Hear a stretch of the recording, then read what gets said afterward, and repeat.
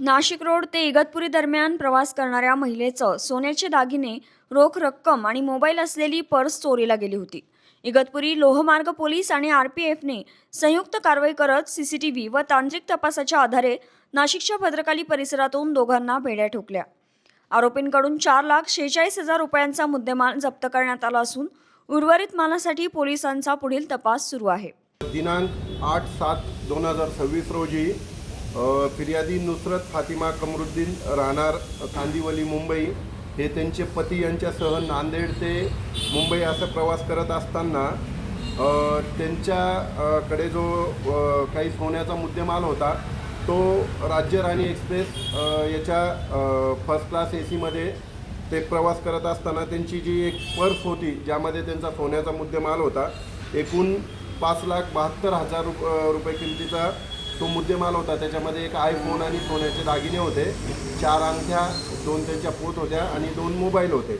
असं अज्ञात चोरट्यांनी चोरी करून लंपास केलेला होता आणि आपल्याकडे त्याबाबत गुन्हा दाखल होता. तो गुन्ह्याचा तपास ग्रेड PSI आमचे निकम करत असताना आम्हाला काही CCTV फुटेज मिळाले. त्या आधारे आम्ही आरोपीचा शोध घेत होतो. त्यामध्ये आम्हाला नाशिक येथील 2 आरोपी निष्पन्न झाले CCTV फुटेजवरून. ते आरोपी त्याच्यामध्ये एक अल्पवयीन मुलगा होता. त्या आरोपींचे नावे फैजल फिरोज खान वय 21 वर्ष, राहणार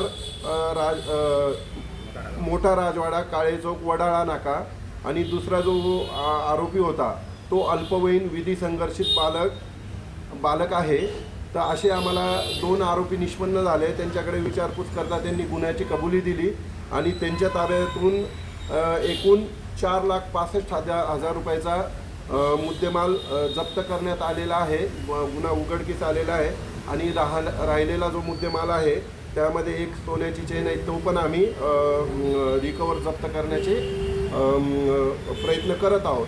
यामध्ये जी कारवाई केलेली आहे ही लोहमार्ग पोलीस स्टेशन येथील अंमलदार, आम्ही स्वतः API खैरनार, ग्रेड PSI आणि PSI कानगुले आमचा स्टाफ आणि RPFच्या इन्स्पेक्टर बाबूलाल चौधरी आणि त्यांचा स्टाफ अक्षय आणि त्यांचा इतर सगळा स्टाफ असा GRP आणि RPF असे संयुक्त मिळून ही तपास केलेला आहे आणि कारवाई ही केलेली आहे.